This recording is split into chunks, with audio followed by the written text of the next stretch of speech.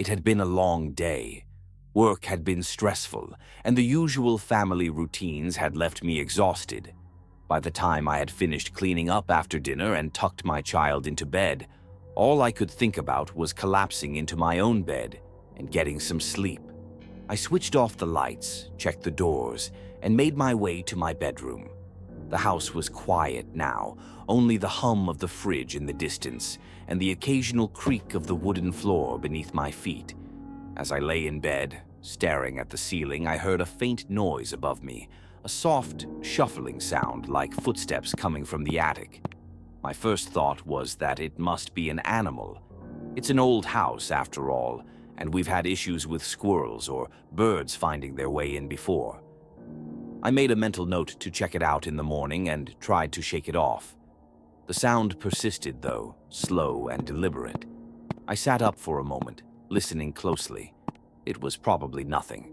The attic was mostly unused, just a place for old furniture and holiday decorations.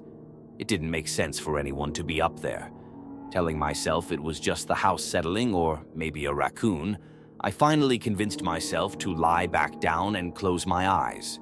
But the uneasy feeling in my stomach didn't go away. Eventually, the noises stopped, and the house fell back into that comfortable silence I was used to. I began to drift off, my mind calming down. Then, just as I was on the verge of sleep, I heard another sound. A different sound this time. It wasn't coming from the attic. It was closer. It was my child. I sat up again, this time wide awake. The noise wasn't loud, but it was enough to send my heart racing. A faint, muffled scream, like they were calling out in their sleep. I glanced at the clock. It was well past midnight. Something in my gut told me to get up, that this wasn't a typical nightmare. I threw the covers off and stood, my feet hitting the cold floor as I moved quickly down the hallway toward my child's room. The house felt colder now, as if the temperature had dropped in a matter of minutes. The shadows seemed deeper, darker than they had earlier. When I reached the door, I hesitated. There was no sound from inside the room anymore, just an eerie, almost oppressive silence. I pushed the door open slowly, and the sight that greeted me made my chest tighten with anxiety. My child was sitting upright in bed, their wide eyes fixed on me. They didn't move, didn't blink, just sat there, completely still. The moonlight filtered through the window, casting long shadows that seemed to shift and move unnaturally. I took a step into the room, my pulse quickening as I tried to assess what was wrong. Everything felt off. There was a weight in the air, something invisible pressing down on me, making it hard to breathe. I walked toward the bed, my footsteps sounding unnaturally loud in the stillness. My child didn't say a word, but their eyes... Something was wrong with their eyes. They looked terrified, like they had seen something I couldn't see. A creeping sense of dread filled me, making the hairs on the back of my neck stand up. I knelt beside the bed, trying to get my bearings. I had to calm myself down. Maybe it was just a nightmare, a bad one. Kids have those all the time. I leaned forward, trying to offer comfort, but something in the corner of my eye caught my attention. I froze, my breath catching in my throat. The noise was so subtle I almost didn't hear it. Just the faintest shuffle, like something was shifting beneath the mattress. I glanced down at the floor, my heart thudding painfully against my chest. Could it be an animal?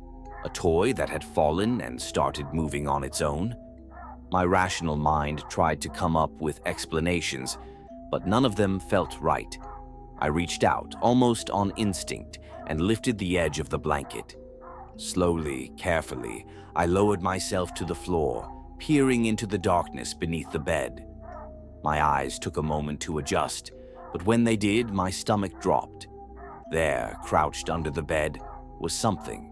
A shape low to the ground, too still to be a pet or a toy. I squinted, trying to make sense of it, and that's when I saw them. Two wide, glinting eyes staring back at me. The breath left my lungs in a sharp gasp, and for a moment I couldn't move. I blinked, trying to make the image disappear, but the eyes stayed there, fixed on me. Then, just barely audible, I heard it. A whisper, soft and raspy, like it was being forced through a throat that hadn't spoken in years. I couldn't make out the words, but the tone. It was wrong. It was all wrong. My mind raced. I jerked back from the bed, my heart hammering as I stood up quickly, stumbling back. The room spun for a moment as I tried to process what I had just seen. But when I looked at my child, my blood ran cold. They hadn't moved. They were still sitting upright in bed, staring at me with those same wide, terrified eyes. But now I saw something different in their expression, something that made my stomach churn. It wasn't just fear.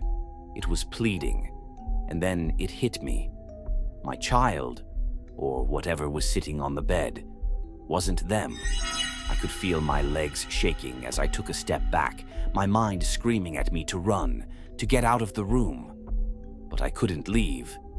Not without my child. I looked back down at the space under the bed, but I couldn't see anything now.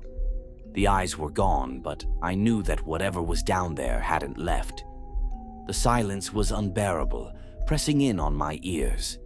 I felt trapped, frozen in place between the thing on the bed and the thing beneath it. My child's voice echoed in my mind from earlier that night. "Daddy, help me." Then, without warning, the figure on the bed spoke. But the voice wasn't my child's. It was hollow, cold, like it was echoing from somewhere far away. Daddy, the one above, isn't